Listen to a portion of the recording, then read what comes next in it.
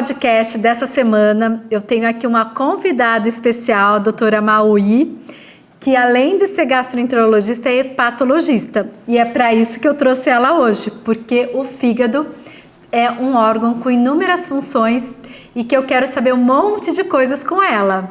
Vamos lá, Maui? Vamos lá, Marília. Obrigada pelo convite. Fiquei muito feliz por essa oportunidade. Acho que tem bastante coisa legal para a gente conversar hoje, né? Sim, mas o que eu queria já começar de cara, eu queria falar sobre a esteatose hepática. Para quem não sabe, é a gordura no fígado.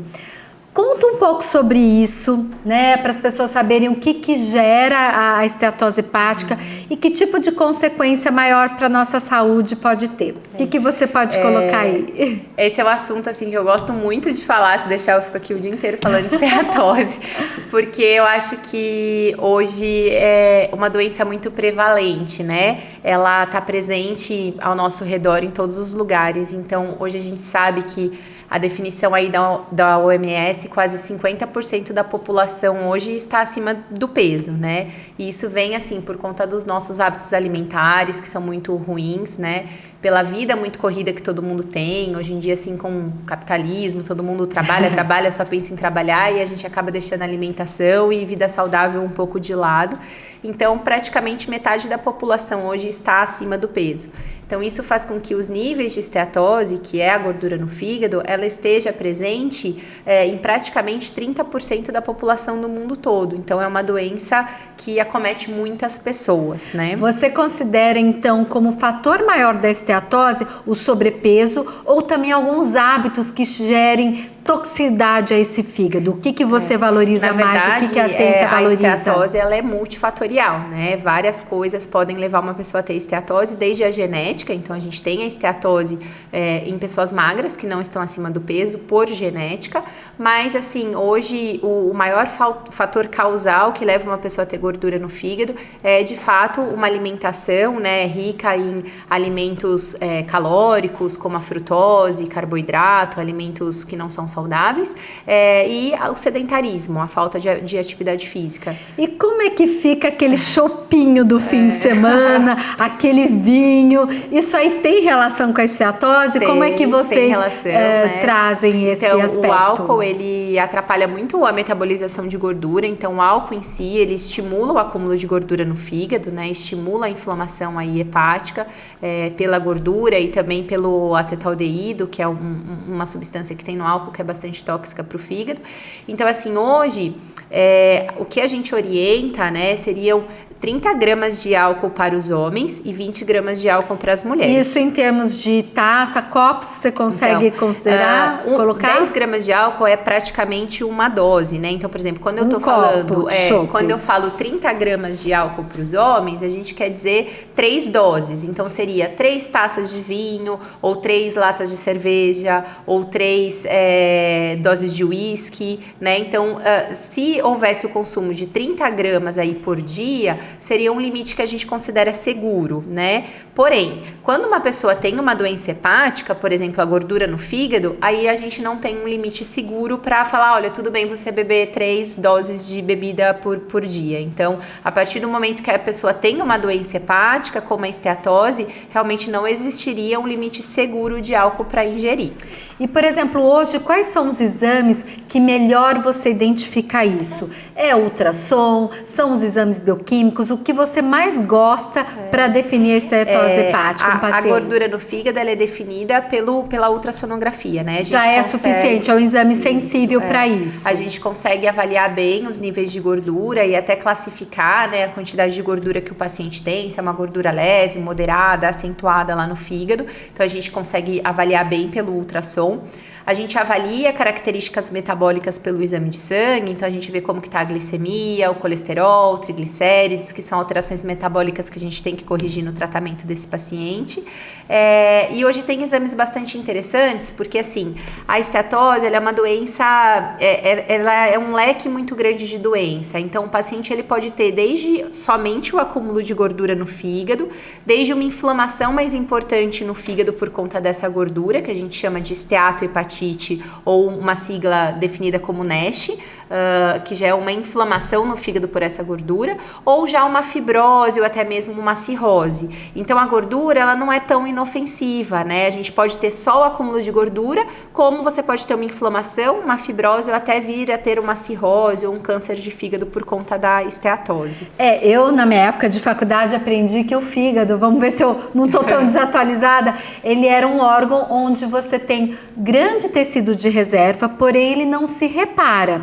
Não sei se ainda a ciência se mantém dessa essa forma, é uma dúvida né? que surge bastante, assim, quando eu falo assim que alguém tem algum problema no fígado, essa é a dúvida que sempre os pacientes perguntam, mas doutor, o fígado não se regenera? Eu escutei falar que o fígado se regenera. Então, é verdade, o fígado ele tem um potencial de regeneração, sim, desde que o dano ele seja a curto prazo. Então, vamos lá, você foi numa festa, você tomou ali algumas doses de álcool, o fígado ele vai ser um pouco lesado por esse álcool e ele vai se regenerar. Mas se esse consumo de álcool ele for diário ou em grandes quantidades ou por muito tempo, o fígado vai se regenerando, mas ele perde essa capacidade ao longo do tempo. Justamente, né? O tempo de regeneração às vezes não é suficiente, né, para você conseguir, enfim, recuperar 100% no tempo hábil, vamos dizer assim, né?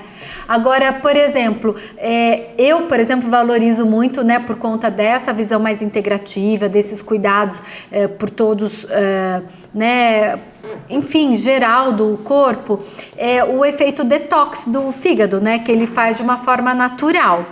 E aí, o quanto que esse processo da esteatose vai atrapalhar nesse processo natural de detoxificação? A gente tem como medir isso? Como é que você vê isso? Não, a gente não tem. Na verdade, é o que eu te falei. A doença, ela é muito heterogênea, né? Então, assim, você pode ter só o acúmulo de gordura ali no fígado, que teoricamente não vai estar atrapalhando em nenhuma função específica que o órgão vai estar desencadeando. Porém, se essa gordura fica ali, e aí você soma isso com características genéticas, com hábitos de vida, e essa gordura ela vai aí intensificando o processo inflamatório e oxidativo do fígado até um ponto que realmente começa a atrapalhar nas funções hepáticas mesmo, né? Na produção hormonal, no metabolismo de algumas substâncias de gordura, de medicamentos, né? Ele vai deixando de fazer as funções mesmo que ele deveria fazer. Uma coisa, eu como valorizo muito a parte preventiva, eu ainda acho que é o melhor caminho. Assim, o que você teria, assim, de fora o estilo de vida, coisas que possam ajudar? Eu não sei, a gente não tem o hábito da medicina convencional de recorrer a outras possibilidades, até chás, né? Você tem alguma coisa em relação a isso que possa ser favorável? Você traz alguma coisa da ciência que possa, assim, auxiliar no cuidado, né, desse órgão que, para mim, eu acho que também é bem importante? Na verdade, assim, eu acho que esteatose hepática é uma doença muito visada pela indústria farmacêutica, porque, como eu falei, 30% da população mundial tem gordura no fígado. Então, claro que isso geraria muito lucro para a indústria farmacêutica se alguém inventasse uma medicação que tira a gordura do fígado, mas infelizmente a gente ainda não tem isso na ciência e na medicina, né? Tem muita coisa sendo estudada, mas nenhuma medicação tem o potencial de tirar a gordura do fígado. Então, o que a gente sabe que hoje o que realmente tem impacto na mudança da história natural dessa doença é a perda de peso. Então, a gente precisa ter perda de peso para a gente tirar a gordura no fígado. E quando a gente fala de perda de peso, a gente fala em torno de 10 a 12% do peso corporal para a gente realmente conseguir melhorar a inflamação, melhorar a oxidação hepática. Não necessariamente a gente consegue melhorar a fibrose quando o fígado já está fibrosado, mas melhorar a inflamação a gente consegue. Então, é a perda de peso. Hoje a gente até usa algumas medicações para o tratamento de doença hepática gordurosa, mas mais pensando em melhorar a oxidação, processo inflamatório, melhorar a parte metabólica, então diminuir resistência insulínica, melhorar dislipidemia. Ou seja, são coisas indiretas que vai atuar a nível dessa melhoria. E é isso que a gente tem hoje. Existem algumas medicações para melhorar essa parte inflamatória, mas a gordura mesmo a gente consegue tirar apenas com perda de peso. Então, em muitos pacientes a gente fala em cirurgia bariátrica, por exemplo, que muitas vezes é necessário, é uma opção que a gente precisa pensar. E você falou de chás, assim, a gente que os hepatologistas, nós temos um pouco de medo de chás e ervas, porque, na verdade, assim, a gente não sabe direito como essas substâncias interagem num fígado doente, né? Então, às vezes a gente vê ali aqueles, detox hepático, chás com várias ervas que eles falam que pode melhorar ou desinflamar o fígado, mas na verdade, às vezes esses chás e essas substâncias, às vezes podem até piorar a função hepática, porque você vai jogar várias substâncias ali para um fígado que muitas vezes já está doente, metabolizar, e ainda a gente não sabe como uma erva interage com a outra, então a gente sempre tem que tomar muito cuidado com esses detox hepáticos, chás de ervas, tudo isso a gente fica bem receoso de passar para esses doentes.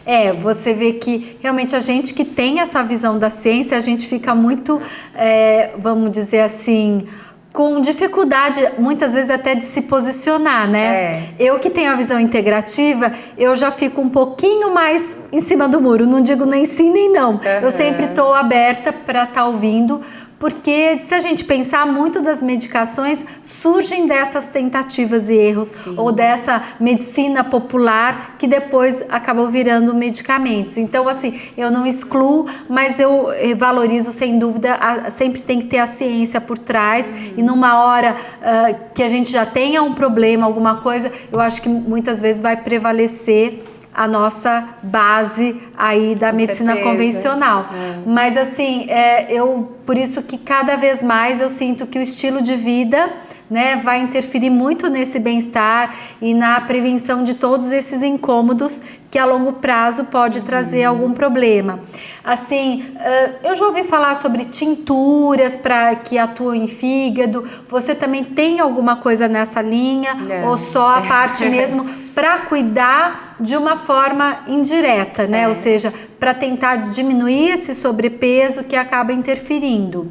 Mas você falou uma coisa interessante. Existem pessoas que são magras e têm esteatose hepática. E aí, nesse caso, como que seria a abordagem? A gente tem alguns polimorfismos genéticos, na verdade, que estão relacionados com a doença hepática gordurosa não alcoólica. Então, em pacientes magros, né, a gente vê não só a esteatose, que é a gordura no fígado, como a esteatohepatite, que é a inflamação, que é o que a gente tem mais medo, né? A gente tem muito mais medo do NASH do que da esteatose pura, porque na esteatohepatite a gente tem uma predisposição muito maior para essa doença evoluir de uma forma ruim, evoluir para uma fibrose, para uma cirrose, para o carcinoma de fígado, né? Então, no paciente magro, a gente mesmo assim estimula a dieta e atividade física, por mais que ele não esteja acima do peso, se ele perde um pouco de gordura, se ele consegue ganhar um pouco mais de massa magra, né, alterar um pouco a rotina de atividade física dele, a gente consegue diminuir gordura no fígado, e também a gente trabalha com medicações. Então, quando a gente tem evidência de inflamação nesse fígado, a gente também trabalha com as medicações para melhorar a inflamação, né? E essas medicações são medicações da medicina convencional ou algum fitoterápico? Quais são as linhas hoje anti-inflamatórias? Hoje o que a gente tem, assim, de comprovação científica, mesmo para tratamento de esteatohepatite, é da medicina, né, convencional, que seria a pioglitazona, ou liraglutida, metformina, né, esses medicamentos que atuam basicamente na resistência insulínica, que é um dos principais gatilhos para a gente ter inflamação e inflamação hepática. E essa parte de retenção de gordura no fígado também. Isso, exatamente. Tem algum caso assim que você acha interessante ou trazer alguma dica que você daria assim para os pacientes? O que eu gosto sempre de falar, assim, que eu vejo no dia a dia de consultório, né? Isso, que mais eu acho que, assim, a primeira coisa é que muita gente, a maioria das pessoas acham que o que acumula gordura no fígado é a gordura que a gente come, né? Então a pessoa chega assim e fala: nossa, mas como que eu tenho gordura no fígado? Eu não como fritura, eu não uso óleo, eu não como churrasco, né? A gordura do fígado, ela vem principalmente dos ácidos graxos. Então ela vem principalmente dos carboidratos, da frutose, do açúcar, do doce. Então, o que mais vai acumular gordura no fígado é pão, arroz, biscoito, bolacha, macarrão, bolo, açúcar, doce, que é a base da alimentação do brasileiro, né? Vamos dizer assim. Então, eu acho que, assim, a primeira coisa que até muitas dietas são estudadas, né? E hoje ainda não se define direito qual é a melhor dieta, se seria low carb, se seria cetogênica, mediterrânea. Então, isso tem muito estudo científico em cima, mas a dieta que parece ser melhor para a gordura no fígado é a dieta dieta mediterrânea, que é aquela que é com menos carboidrato, né? Tira-se muito carboidrato da dieta e coloca-se bastante peixes, frutos do mar, castanhas, oleaginosas, né? Verduras, Verduras, exatamente. Então essa seria talvez a dieta mais específica aí. Diminuir carboidrato, acho que essa é a dica. E de exercício também me perguntam muito isso. Mas qual exercício que é melhor? É melhor musculação? É melhor caminhada, né? Então eu falo assim, também tem muita coisa sendo estudada sobre isso e muito se fala sobre o treino, o HIIT, que é um treino intervalado de alta frequência, né? Então esse parece ser um treino que mostrou melhores resultados para quem tem gordura no fígado. Você alternar uma intensidade alta que aumente bastante a sua frequência, que depois volte para um basal e você vai fazendo ritmado esse exercício. Mas o que eu vejo na minha prática clínica é que às vezes os pacientes eles estão tão acima do peso que não vai conseguir seguir essa dieta. Então eu falo assim, o melhor exercício é aquele que a gente consegue ter duas coisas, que é a consistência. Então não adianta você ir treinar uma vez na semana, 2 vezes na semana. A gente precisa ter um treino de 3 a 4 vezes na semana. E intensidade. Então, eu faço caminhada, mas se eu fizer uma caminhada ali olhando vitrine, passeando com o cachorro, a gente não vai ter resultado. A gente precisa de um pouco de intensidade nesse exercício físico, seja ele qual for, para a gente ter resultado. Então, eu acho que o exercício independe do que você vai fazer. Eu acho que a gente precisa de constância e intensidade, e a dieta é realmente reduzir bastante carboidrato, açúcar, doce e a bebida alcoólica sempre com muita parcimônia em quem tem gordura no fígado. Então, olha, tá muito fácil. Eu acho que entra aí, a gente vai sempre chegar que o estilo de vida saudável ainda é o melhor remédio. Com certeza. E é isso que a gente investe. Então, fica aqui a dica. Super obrigada. Eu que agradeço. Assim, eu acho que tudo que vai poder despertar, né? Você trouxe muito da doença, mas o importante é a gente poder prevenir e você deu essas dicas também. Isso, então, tá ótimo. Valeu o nosso bate-papo. Muito obrigada. Obrigada.